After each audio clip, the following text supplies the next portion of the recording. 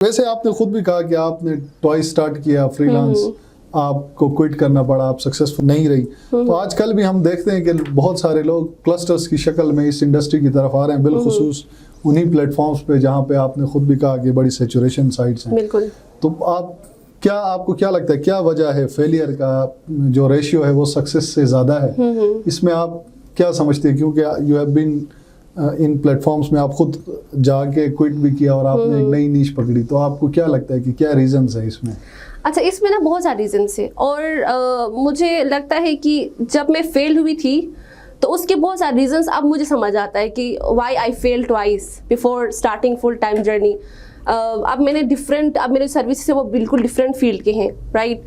तो अब सबसे मेन चीज़ यही है, हमारे यहाँ पे जो 90% फ्रीलांसर्स है उनको नहीं पता होता कि उन्होंने करना क्या है, right. They don't know about their niche. वो थोड़ा थोड़ा हर स्किल में सीख लेते हैं। बिल्कुल, उनको अपने नीश का डिफाइन नहीं होता कि वो आखिर क्या करना चाहते हैं।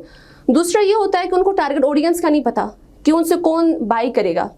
आप फॉर एग्जांपल जो है आपने प्रोडक्ट बनाई है या आपकी एक स्किल है जो स्पेसिफिक लोगों के लिए है, अगर आप उसको हर किसी को सेल करना चाहें तो वो कभी कामयाब नहीं होगा, राइट। तो हमेशा एक हाइपर स्पेसिफिक प्रॉब्लम आप हाइपर स्पेसिफिक ऑडियंस के लिए ही सॉल्व करते हैं।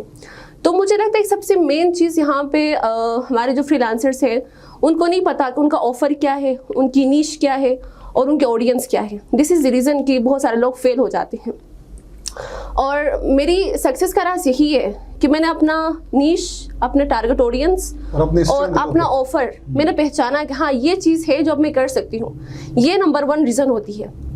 दूसरी नंबर 1 रीज़न जो मुझे लगता है कि हर फ्रीलांसर ये समझता है कि freelancing is all about skill, but ऐसा नहीं है। फ्रीलांसिंग आपकी जो है ना एक बिजनेस माइंडसेट के साथ जब आप फ्रीलांस स्टार्ट करते हैं तो आप ज़्यादा कामयाब होते हैं, राइट।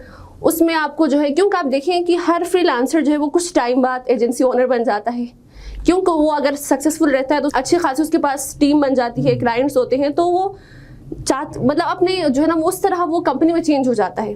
तो उसके लिए आपके पास एक बिजनेस माइंडसेट होना बहुत लाजमी है। उसके अंदर आप कॉन्ट्रैक्ट्स, इनवॉइसेस, लीड जनरेशन का आपने पूरा प्रोसेस किया हो, तो वो बहुत ज़्यादा लाजमी है कि एक बिजनेस माइंडसेट हो। तीसरा जो सबसे मेन रीज़न मुझे लगता है कि हमारे यहाँ पाकिस्तान में स्पेशली, क्योंकि हमारे पास जो है ना बैंकिंग सिस्टम हमारे पास बिल्कुल ख़राब है ना, हमारे पास जो है ना पेपाल जैसे वाइज जैसी चीज़ें नहीं चलती है, इसलिए हमें मजबूरन फ्रीलांस प्लेटफॉर्म्स के ऊपर जाना पड़ता है, राइट। लाइक 95% तो मुझे ऐसा लगता है कि पाकिस्तान के अंदर जो फ्रीलांसर्स है वो उन्हीं प्लेटफॉर्म्स के हद तक रिस्ट्रिक्ट रहते हैं, क्योंकि एक्सेस कम होता है। तो इस वजह से क्या होता है कि आपके पास एक लीड जनरेशन वाला सिस्टम नहीं होता, राइट। आप हमेशा क्लाइंट को स्ट्रगल कर देगा, नेक्स्ट क्लाइंट कहाँ से आएगा हमारे पास। तो हमारे पास जो है ना वो फ्रीलांसर्स के पास एक अच्छा अगर लीड जनरेशन सिस्टम ना हो तो वो फ्रीलांसर विदिन 1 ईयर फेल हो जाता है, right. आप सिर्फ इनबाउंड पे जो है डिपेंड नहीं कर सकते, आपने रेफरल्स, आउटरीच सब कुछ करना होता है। और जो 4th रीज़न मुझे लगता है वो वर्क लाइफ बैलेंस है, जो कि हर फ्रीलांसर के लिए बहुत लाजमी है। अब देखिए कि जब फ्रीलांसर स्टार्ट करता है तो लाइक हम लोग इस तरह करते हैं कि पूरी रात जागते हैं, क्योंकि हमारा दिन और रात में काफ़ी डिफरेंस होता है और हमारे और बिल्कुल। तो इस वजह से हमारा एक जो वर्क लाइफ बैलेंस होता है ना वो बिल्कुल ख़राब होता है। इस वजह से हमारी सेहत भी ख़राब होती है, हम हमेशा डिप्रेशन में रहते हैं।